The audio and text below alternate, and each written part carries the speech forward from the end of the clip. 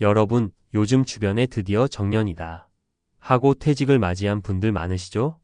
일할 때는 빨리 회사에서 나와 여행도 다니고 하고 싶은 것도 하면서 유유자적 살고 싶다는 꿈을 많이들 꾸셨을 거예요. 그런데 막상 퇴직을 하고 나니까 현실은 그렇게 여유롭지만도 않고 마음 한구석에선 이제부터 어떻게 먹고 살지? 하는 걱정이 스멀스멀 올라오기도 합니다. 실제로 요즘 2차 베이비 부머라고 불리는 분들만 해도 950만 명에 달한다고 하죠.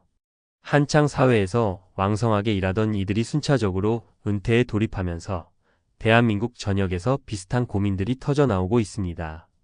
아마 나도 준비가 부족한데 하며 공감하시는 분들 많으실 거예요.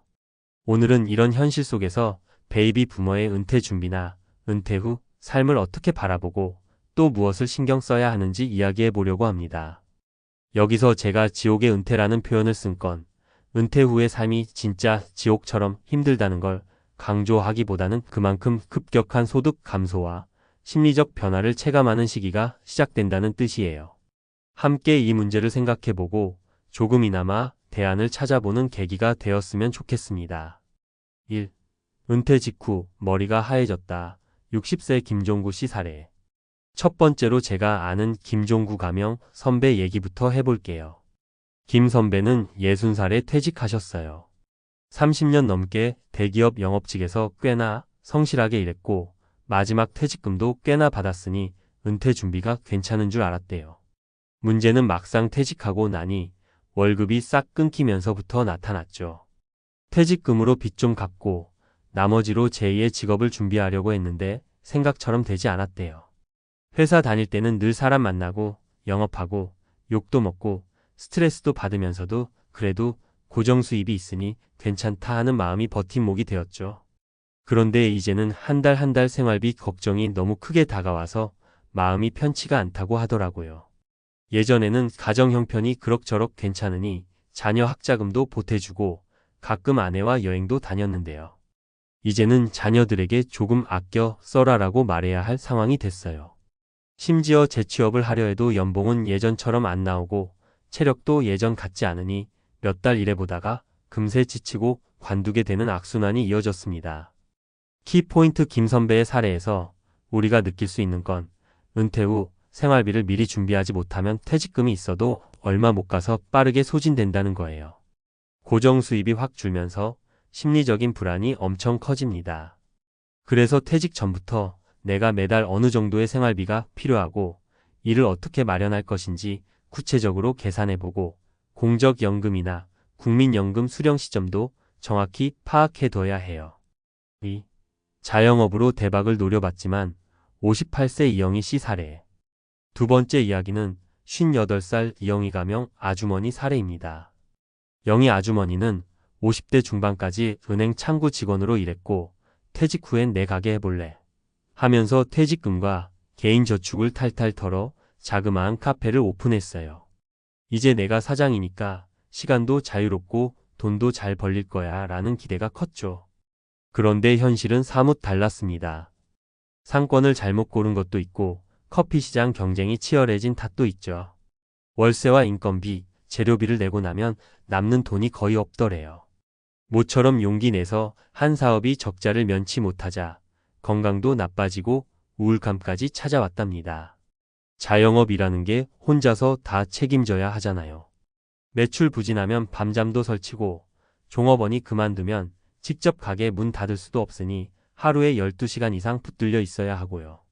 일은 더 많이 하고 자유시간은 오히려 없는데 수익은 직장 다닐 때보다 훨씬 적다 보니 내가 왜 이 짓을 시작했을까 회의감이 들어서 힘들었다고 해요. 키포인트 자영업은 어느 정도 예비 자금과 사업의 특성을 깊이 파악한 뒤 시작해야 합니다.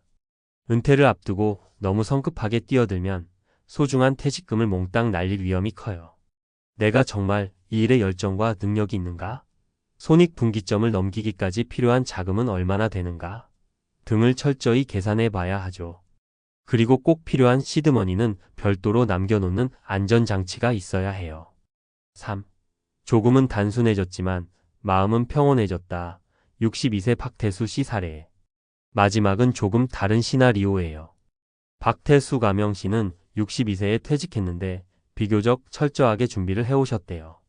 물론 준비라고 해서 대단한 재산을 모았다거나 사업으로 대박을 낸 건 아니에요. 다만 박 씨는 50대 중후반부터 스스로 미니멀 라이프를 연습하기 시작했어요.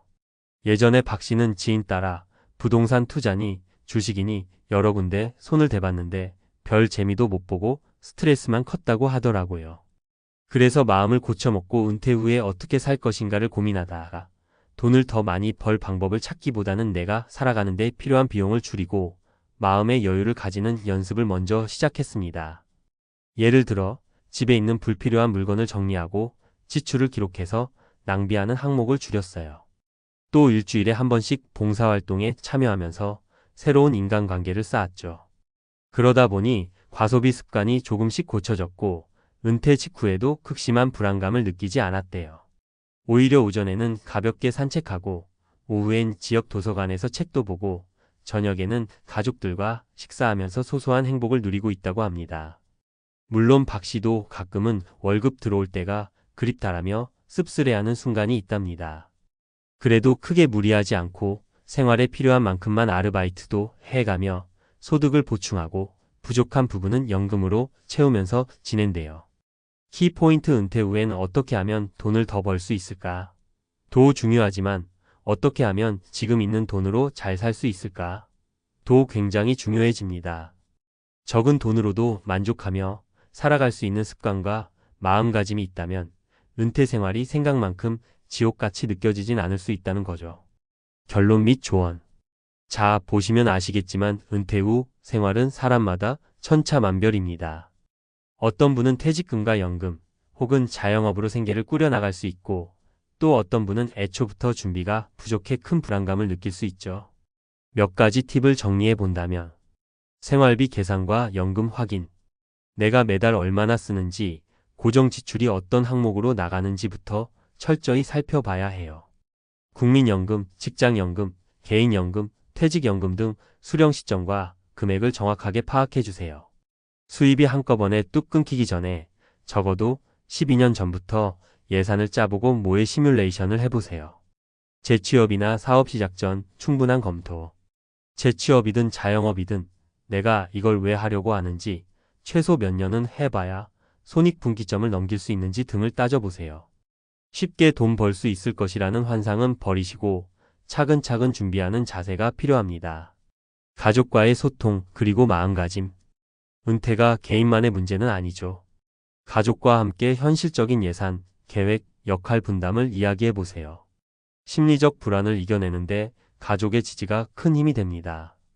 은퇴 후에는 잘 쉬면서 살겠다고 생각하더라도 막상 아무 할 일 없으면 공허함에 빠지기 쉬워요. 취미나 봉사 혹은 다양한 커뮤니티 활동으로 현역감을 유지해 보시는 것도 좋아요. 지출 다이어트와 여유 찾기. 이미 가지고 있는 것들 중에서 굳이 필요 없는 항목을 과감히 정리하면 생각보다 지출을 많이 줄일 수 있어요.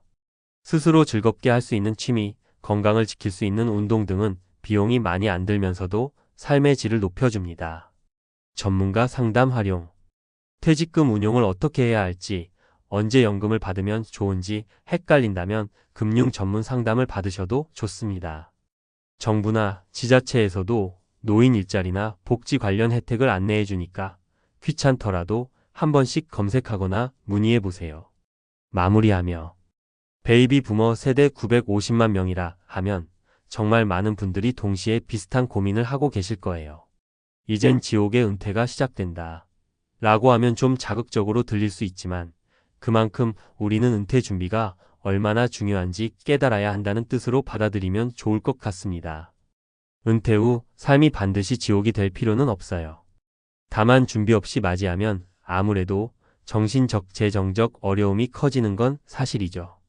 그래서 오늘 소개해드린 세 사례처럼 미리 준비하고 마음가짐을 단단히 하면 어떻게 살아가느냐에 따라 행복의 질이 달라질 수 있다는 걸 보여드리고 싶었습니다. 우리 모두 언제든 맞닥뜨릴 수 있는 은퇴, 멀리 있는 얘기가 아니잖아요. 지금이라도 작은 습관부터 바꾸고 수입과 지출을 꼼꼼히 점검해 본다면 훗날 후회가 조금은 덜할 거예요. 여러분의 은퇴 후 삶에 조금이라도 도움이 되는 이야기가 되었으면 좋겠습니다. 긴 글 읽어주셔서 감사드리고 앞으로도 서로에게 필요한 정보와 경험을 아낌없이 나누면서 지옥 대신 새로운 기회가 될 수 있는 은퇴 생활을 만들어 봅시다. 여러분도 화이팅입니다.